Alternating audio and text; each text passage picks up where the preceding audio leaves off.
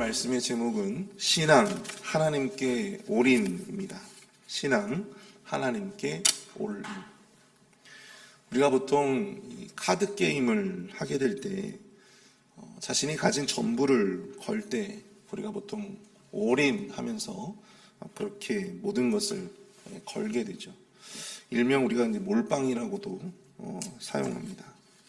사실 이것은 내 전부를 걸 만큼 내가 정말 그 정도로 좋은 어떤 패를 가졌든지, 아니면 이 궁지에 몰린 사람이 그것을 만회하고자 상대방의 눈을 속이고 승부수를 띄울 때 우리가 올인이라고 그렇게 합니다.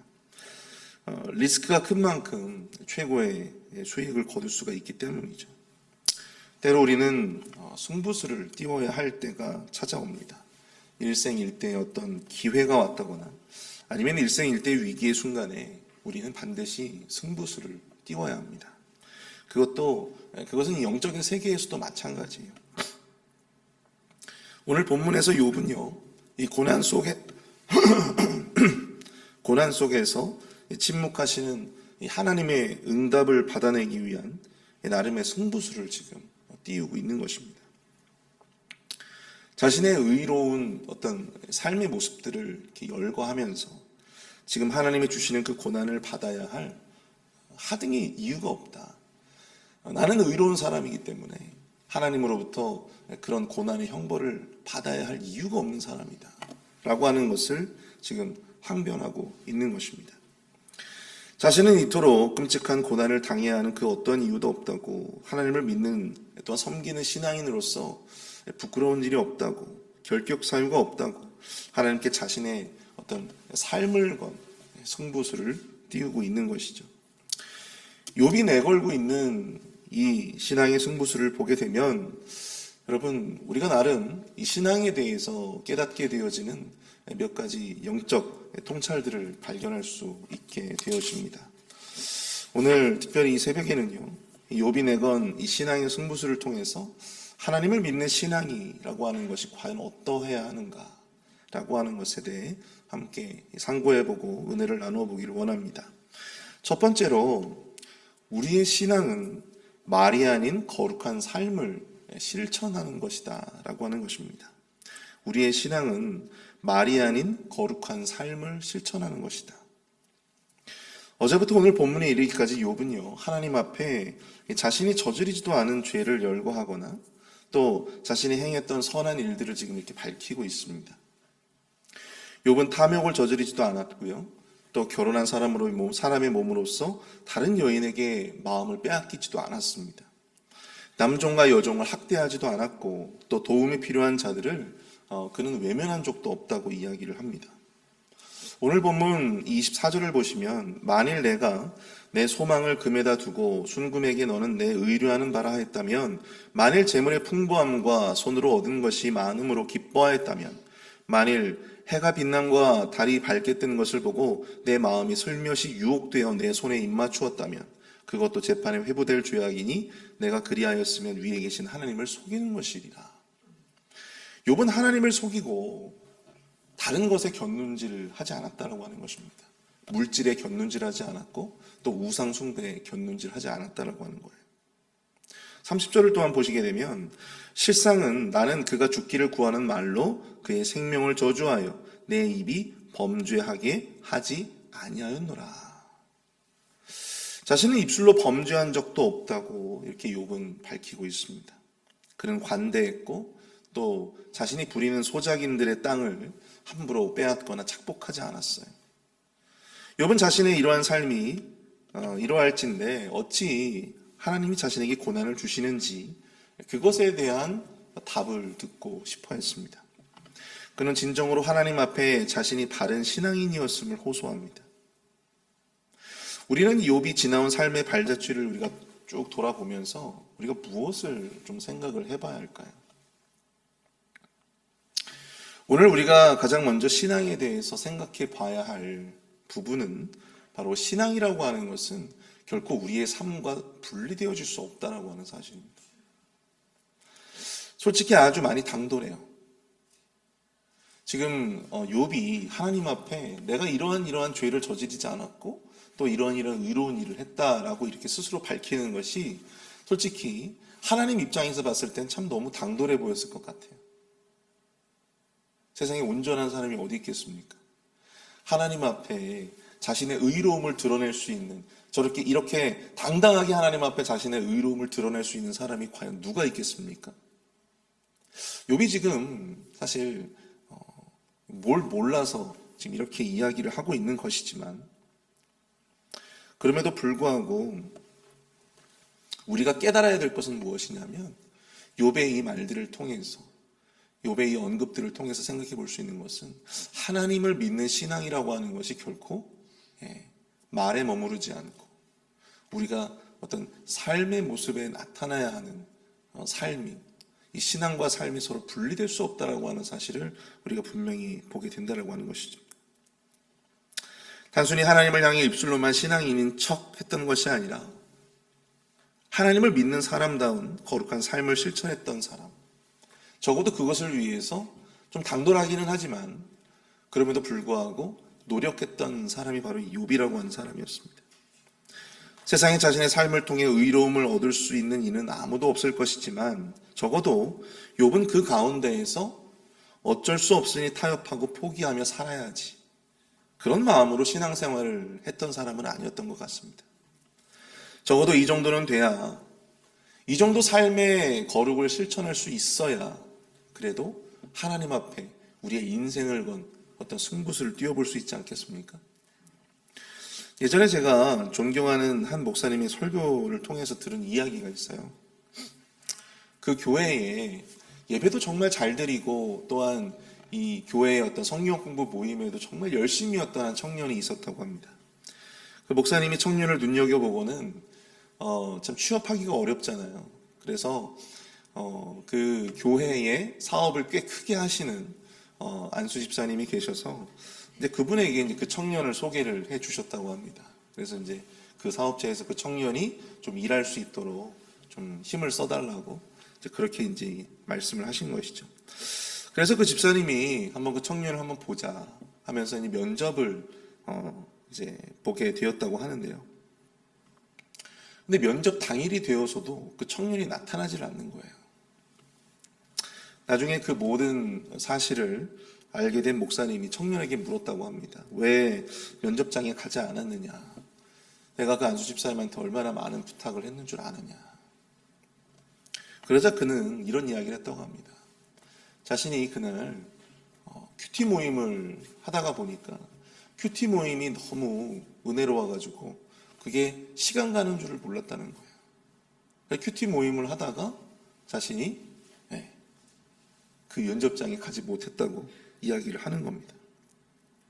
부득이 그것이 길어져가지고 중간에 이렇게 끊고 나오기가 참 어려웠다라고 하는 것이죠. 그러면서 이제 목사님께서 그 집사님이 좀 많이 마음이 상해 계신다, 이제 그렇게 이야기를 하니까 그 청년이 하는 말이, 아니 큐티 모임을 하다가 조금 늦을 수도 있는 것이지, 교회 다니시는 분들이 그런 걸로 속상해 하시면 어떡하냐고, 오히려 성을 내더라는 것입니다. 여러분들은 이 청년의 신앙관에 대해서 여러분들 어떻게 생각이 되어지십니까? 사랑하는 성도 여러분, 우리 신앙인들이요, 우리의 신앙을 가지고 살아야 할 곳이 어디일까요? 우리의 신앙을 가지고 살아가야 할 곳이 어디입니까? 교회인가요? 네, 그렇지 않죠. 여러분, 우리가 진정으로 이 신앙의 어떤 진가를 드러내야 할 곳은 여러분 교회가 아닙니다. 여러분 착각하시면 안 돼요. 여러분 교회에서 우리의 신앙의 진가를 드러내는 것이 아니라 진정으로 우리가 살아가는 삶의 자리, 삶의 현장에서 우리의 신앙의 진가를 드러내야 하는 것입니다. 그것이 바로 우선순위예요. 교회 안에서야 저나 여러분들이나 모두 다 예배자들이고 모두 다 헌신자들이잖아요. 교회 안에서야 우리 모두 참 신앙인들입니다. 그러나 교회를 벗어나면 어떻게 되는 것입니까? 참 신앙의 진가는 교회가 아니라 우리가 실제 살아가는 삶의 현장에서 드러내는 거예요. 우리의 삶의 현장에서 말이 아닌 이 거룩한 삶의 실천을 통해서 우리는 참 신앙의 진가를 드러낼 수 있는 것입니다. 그런데 참 많은 교회들을 보면 여전히 교회 안에만 머무르는 신앙인들이 참 많다는 것입니다. 우리의 신앙이 교회 안에서만 머무는 여러분 내수용에 그치지 않기를 축복합니다. 여러분들의 신앙이 저는 내수용으로 그치지 않았으면 좋겠어요. 여러분들의 직장에서, 또 여러분들이 머무는 가정에서, 또 여러분들의 삶의 자리, 그 어느 곳에서든 여러분 신앙인으로서의 향기를 드러낼 수 있는 저와 여러분들이 될 수 있기를 축복합니다.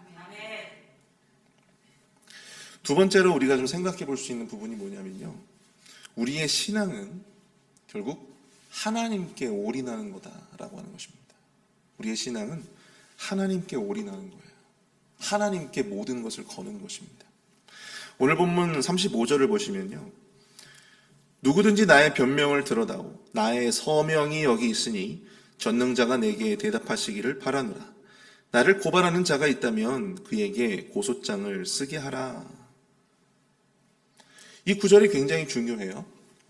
이 구절에서 욥이 이러한 무죄 변론, 즉 자기는 아무런 죄가 없다, 자신은 이런 의로운 사람이다 라고 자신을 이렇게 지금 어필하고 있는데, 이런 무죄 변론의 어떤 맹세를 하는 목적을 우리가 알 수 있다고 하는 것입니다. 왜 그가 이처럼 자신의 어떤 삶을 열거하면서 왜 자신의 의로움을 드러내는가. 이토록 자신의 삶을 내려놓고 하나님께 신앙의 승부수를 띄웠던 이유는 다름 아닌 무엇을 기대했기 때문이냐면 하나님의 응답을 기대했기 때문입니다. 자신의 무죄를 확신하는 그에게 재판장 되시는 하나님이 분명히 자기 자신에게 응답하실 것이다 라고 하는 사실을 그는 확신했습니다. 그는 그 응답을 기대하면서 지금 자신의 인생을 건 어떤 올인의 승부수를 띄우고 있는 것이죠. 욥은 하나님을 원망하기도 하고 또 억울해하기도 했고 절망하기도 했지만 그 속에서 변하지 않고 그의 마음을 붙들고 있었던 그 신앙의 본질, 그것은 결국 하나님이 응답해 주셔야 한다라고 하는 것이에요. 여러분 욥기서를 쭉 여러분들 읽어보시면 다 그냥 비슷한 이야기잖아요.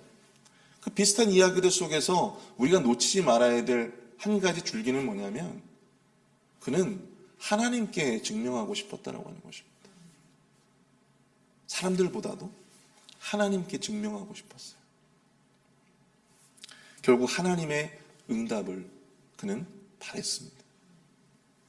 그래서 그는 자기 자신을 오직 여호와 하나님 앞에 자신의 삶을 건 올인, 승부를 펼치고 있는 것입니다. 하나님의 구원, 하나님의 응답에 그의 인생을 걸고 있는 거예요. 그는 고난 속에서 힘겹고 또한 고통스러운 현실 속에서 다른 것들에 곁눈질을 하지 않았습니다. 다른 신이 혹은 다른 사람이 자신을 구원해 줄 것이다 라고 하는 그런 생각을 해보지 않았어요. 그가 오로지 기대하는 것은 지금 이 35절에서 이야기하고 있는 것처럼 전능자가 내게 대답하시기를 원하노라. 전능자가 내게 대답하시기를 원하노라. 하나님의 응답뿐이었다고 하는 사실입니다. 칠흑과 같이 어두운 우리의 삶에서 빛나는 것은 오직 내 하나님께 모든 것을 걸겠다라고 하는 우리의 믿음인 줄로 믿습니다. 하나님이 우리에게 고난을 허락하시는 많은 이유들 가운데 저는 적어도 이 절실함을 우리 하나님께서 우리에게 기대하시는 것이 아닐까 생각을 해보게 돼요. 신앙의 절실함이 없는 그리스도인들, 그들에게 하나님은 하나님 아니면 안 됩니다, 하나님 아니면 저는 죽습니다 라고 하는 이 결연함과 절실함을 보고 싶어 하시는 줄도 모릅니다. 다른 것들에 곁눈질하지 않고 오직 하나님의 응답만을 구하는, 오직 하나님의 구원만을 바라는 그 절실함이 우리 하나님께서 우리에게 기대하시는 모습이 아닐까요? 우리의 신앙이 이러한 절실함의 신앙이 되실 수 있기를 축복합니다. 응답이 없이 침묵하심에도 욥은 줄기차게 하나님 앞에 호소하고 부르짖습니다. 하나님밖에 없어요. 제발 응답해 주세요. 하나님밖에 없습니다. 제가 고향이 충주인데요. 충북 충주예요. 근데 충주에 가보면 참 충주에는 명소들이 참 많이 있어요. 그곳에 가면 여러분 탄금대라고 하는 곳이 있습니다. 탄금대. 혹시 탄금대 가보신 분 계세요? 아무도 없으시네요. 되게 유명한 곳입니다. 이곳이 왜 탄금대냐면 예전에 이 신라시대 때 이 가야의 우룩 선생이라고 하는 분이 그곳에서 가야금을 이렇게 켜셨대요. 그래서 탄금이 가야금을 탄다는 말이에요. 가야금을 켠다. 그래서 탄금대라고 하는데, 그럼 그곳에 이제 가보면 이 12대라고 하는 곳이 또한 있어요. 그 탄금대에 이제 12대라고 하는 장소가 있는데, 그것이 뭐냐면 임진왜란 때 우리나라의 최종 방어선을 담당했던 신립 장군이 그곳에 그 유명한 배수진 들어보셨죠? 그 배수진을 치고 외적을 맞아 싸웠던 것입니다. 그곳에 장렬하게 이제 전사를 하게 되죠. 일부러 그런 전략을 취한 거예요. 적이 앞에서 이렇게 쫙 오고 있는데 뒤에는 더 이상 물러설 데가 없어요. 벼랑이 있고 또 아주 큰 강이 흐르고 있습니다. 그런 배수의 진을 일부러 친 거예요. 우리가 살다 보면 때로 이 배수의 진을 쳐야 할 때가 찾아옵니다. 정말 모든 것을 걸고 그 고난을 맞이해야 하는 순간이 찾아와요. 정말 모든 것을 걸고 하나님의 응답만을 바라보고 기다려야 하는 그런 아주 아찔한 절실한 순간이 찾아오게 됩니다. 근데 여러분, 문제는 타이밍이에요. 누구나 배수의 진을 쳐야 한다는 사실은 알고 있습니다. 누구나 위기 속에서 우리 하나님 앞에 우리의 인생을 건 올인을 해야 된다고 하는 사실은 저나 여러분들이나 다 머리로는 알고 있어요. 근데 중요한 건 타이밍입니다. 그것을 알지만 그것을 자신의 행동으로 옮기기가 참 쉽지 않다라고 하는 것이죠. 그래서 기회를 놓칩니다. 사랑하는 성도 여러분, 하나님께 모든 것을 걸어야 하는 순간에는요, 다른 것에 곁눈질하지 마시고 하나님의 응답만을 바라보실 수 있기를 바랍니다. 자신을 향해 모든 것을 본다면 어찌 하나님이 마냥 내버려 두시겠습니까? 우리가 가져야 할 참 신앙이라고 하는 것은 오직 여호와 하나님께만 우리의 인생을 거는 것입니다. 우리의 미래를 거는 거예요. 우리의 삶을 거는 것입니다. 망할 확률은 제로예요. 그 하나님께 우리가 우리의 인생을 올인하는 거예요. 사랑하는 성도 여러분, 오직 하나님 한 분만을 바라보며 하나님 한 분만의 응답, 하나님 한 분만의 구원을 바라보시며 우리의 삶을 거시는 저와 여러분 될 수 있기를 축복합니다. 자꾸만 다른 데 우리의 삶을 걸지 마십시오. 자꾸만 엄한 데 가서 우리의 삶을 걸지 마세요. 다른 데 가서 올인해서 패가망신하지 마시고 망할 확률 제로, 응답 확률 100%. 우리 하나님께 우리 고난의 때에, 위기의 때 신앙의 승부수를 띄워보시기를 바랍니다. 함께 기도하겠습니다. 우리 오늘 말씀을 생각하시면서 우리 좀 함께 기도하기를 원하는데요. 하나님, 우리의 신앙이 그저 말로만 그치는 신앙이 아니라 교회 안에서만 온실의 화초같이 그렇게 자라나는 신앙이 아니라 삶의 자리, 삶의 그 현장 속에서 그 진가를 드러내는 그러한 신앙인이 되게 하여 주시옵소서. 고난이 찾아오고 삶의 위기가 찾아올 때에 다른 것에 곁눈질하지 않고 오직 하나님께만 올인 승부수를 펼칠 수 있는 모든 것을 거는 믿음의 승부사들이 다 되게 하여 주시옵소서. 우리 함께 합심해서 함께 기도하도록 하겠습니다.